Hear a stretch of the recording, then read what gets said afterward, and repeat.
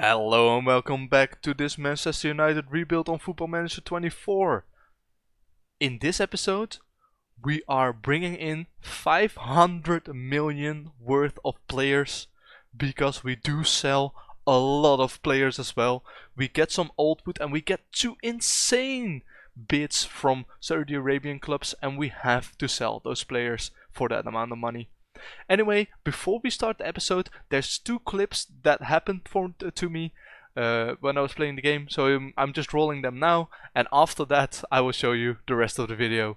Something I wanted to show you: Ronald Araujo is at Manchester City, and you would think, they paid like a lot of money for an elite centre back. That's nice, like 120, 150.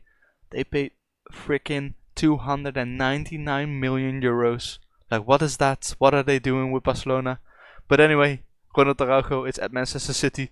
Just thought it was funny, so I will put it in the video. Another quick thing I want to show you is that we have 6 wonder kits in the NXGN, the top 50 best wonder kits, and it's actually won by Barky. So Barky is the best wonder kit. Then Pafundi, who we have out on loan. Look how well this guy develops. Insane, very nice to see. He came in 4th. Asan Uedrago came in on 9th, I think, and he's also out on loan. Then Nipan, who is of course joined us just recently, he is on 10th, and then 5th Amino, and I don't really understand this one because I don't think he's that good, but he's also in. And of course, last but not least, Echeverry, the wonder kid that we brought in, and look, this is what we needed him to do.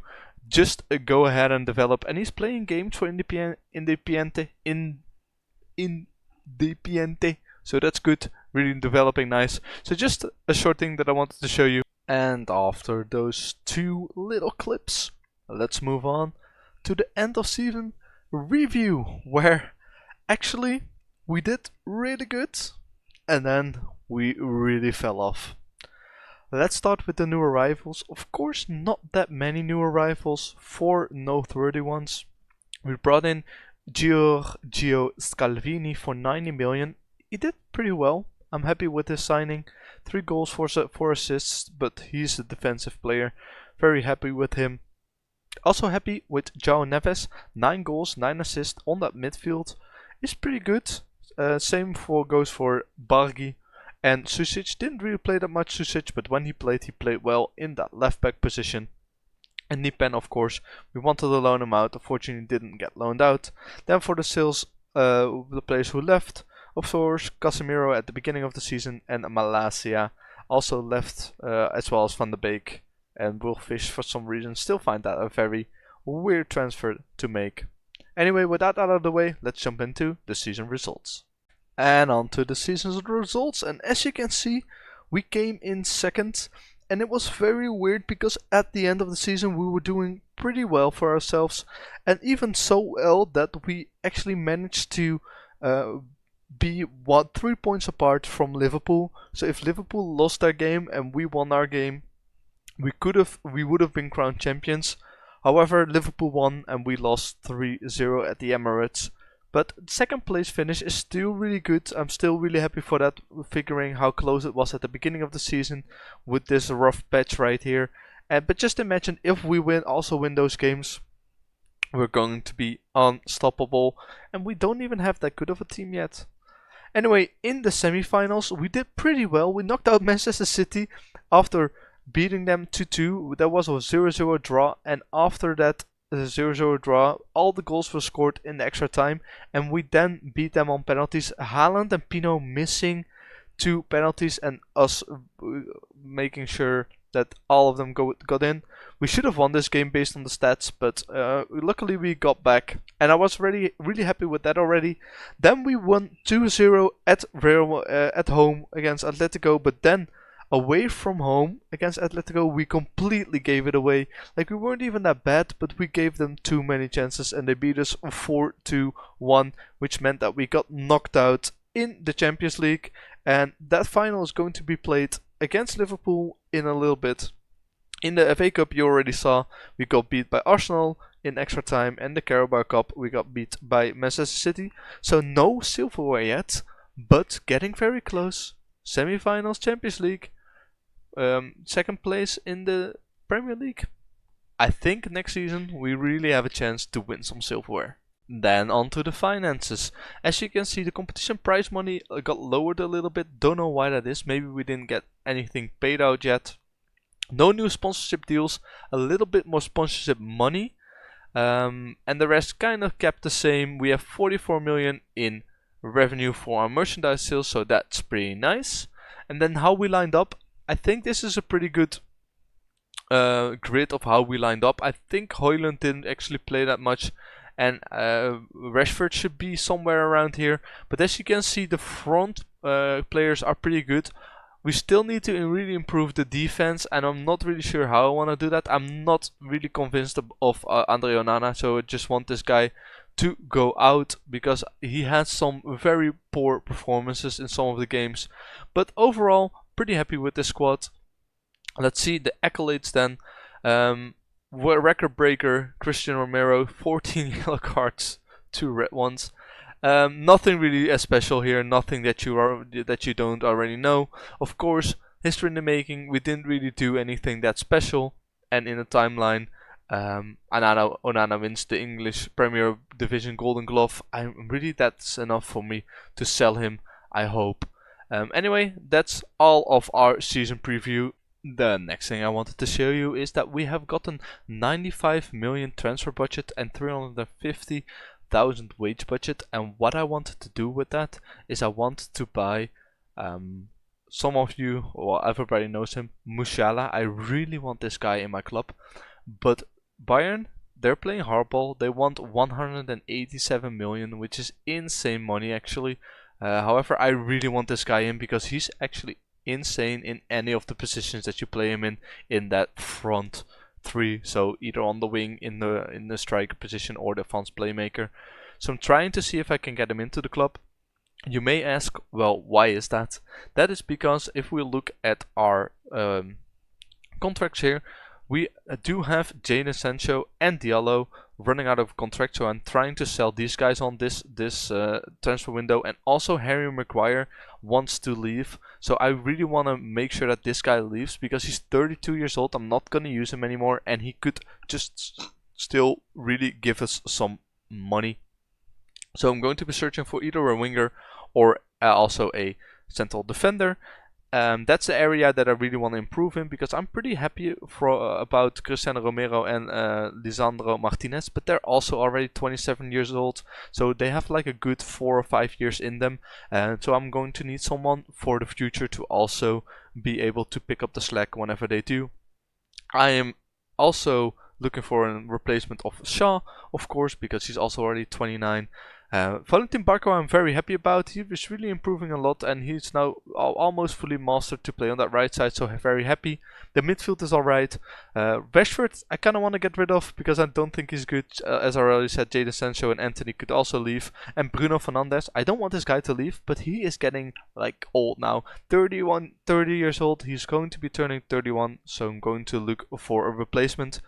Anyway, what I will do now is I'll be once again simming through to the end of the transfer window, and I will show you what kind of transfer we made, if we made any transfers, and what kind of players we could bring in to strengthen our squad and to finally start challenging for that Premier League title and possibly make it very far in this Champions League. The end of the transfer window is here, and let me first show you 2 transfers that went on last season still. Harry Maguire went for 23 million to the Wolves in the Sky Bet Championship. Glad to have him leave the club. And also Jadon Sancho, who we brought for I think 95 million, 85 million. He was on very high wages and he wasn't really worth it. This guy like has good technicals, but mentally he's just not that good.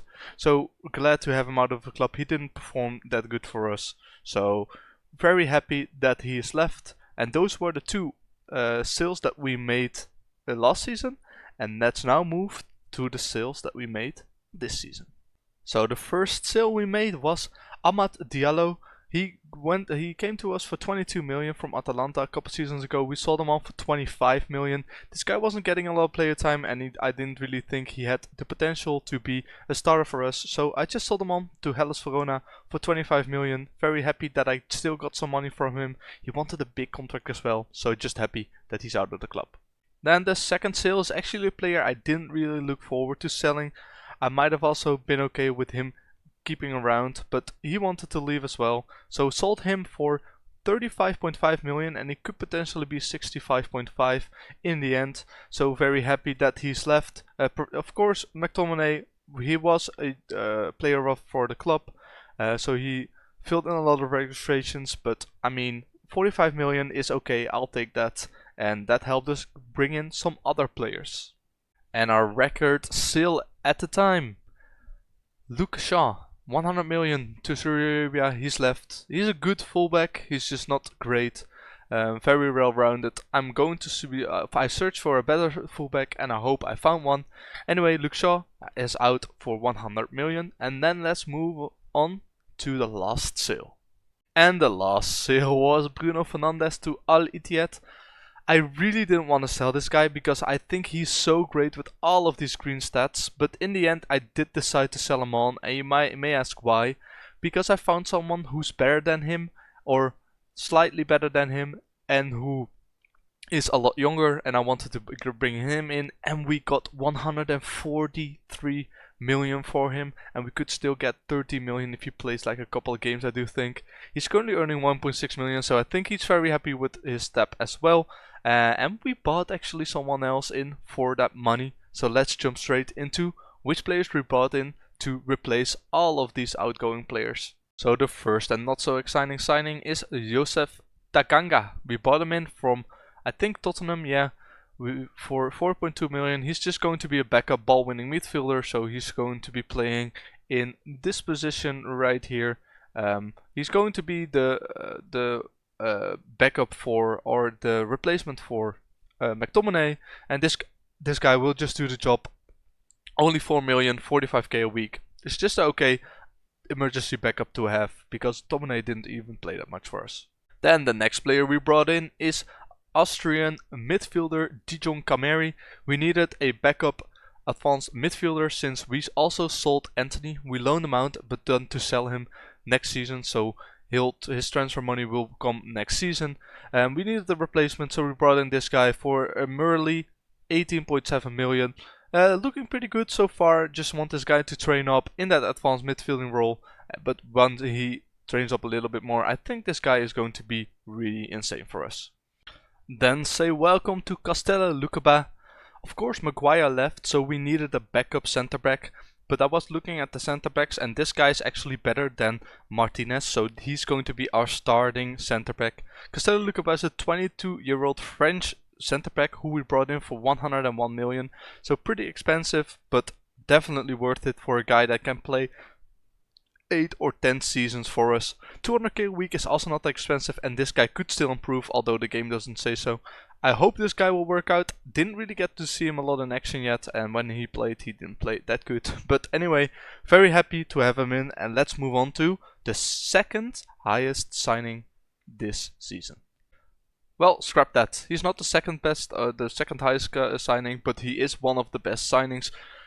Jeremy Frimpong, of course, trained in England at Manchester City, so has that also with him, those registration rules, so very nice. He's a direct replacement for Shaw.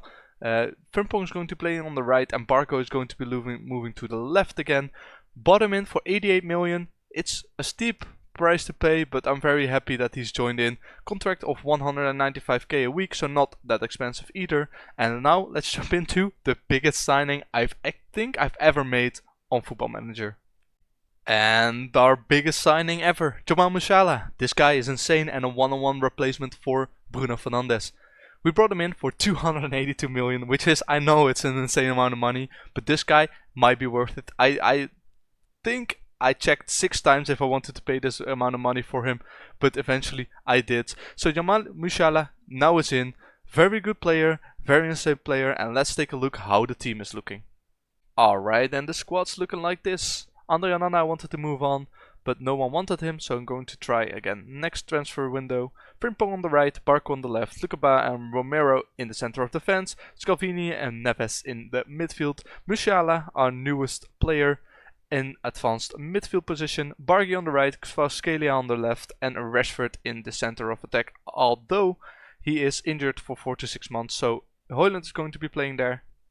Then as a reserves we have Altay Banjir, the backup goalkeeper, which I never actually play, but I mean, it's fine that he's there. Diego Dalot on the right as a backup, Susic, who almost is able to play in that left wing back position, so that's nice to see. Inacio and Martinez as the backup ball playing defenders, Mason Mount and Tanganga as the backup midfielders, Garnacho, Kameri and Nipan. And actually Nipan I wanted to loan him out, but I'm keeping him here so he can qualify as a homegrown player. He's already pretty good. If I just gave him some playing time this season, he might even become any better. So really looking forward to what he can do. And then also, of course, Ouedraogo, didn't manage to loan him out, so I'm going to try to see if I just can give him some playing time in our first team. Anyway, that's how the team is looking. Let's now move on to the finances. So looking at the finances, we're not doing so good because we have a minus going into the Premier League season, but anyway, we can't really do anything about that. Debts and loans we have decreased, wages we have decreased once again. We're at 4.4 now. In the beginning of the series we were at 5.7, so looking very good with that. Then what I also wanted to show you is the schedule. We have played 3 games, we have lost 1 and draw 1, so I really don't understand how we keep managing to lose in these games, because they weren't even that much better than us. We had more XG, but they have 2 shots and 2 goals, and it's Onana once again making mistakes. I really want that guy out, but I don't think another keeper is going to make like such an insane difference. We just need to play better as a team. Anyway, in the Champions League, Villarreal, Barcelona, St. Gallen, AZ, Real Madrid, Ajax, and Antwerp and Monaco. So pretty doable. Think we could make it through to automatic qualification once again, but we'll just have to wait and see how we do. Anyway, that's going to be it for this episode. I hope you've enjoyed. If you've enjoyed, don't forget to leave a like and subscribe down below if you want to see more, and I hope to see you in the next episode.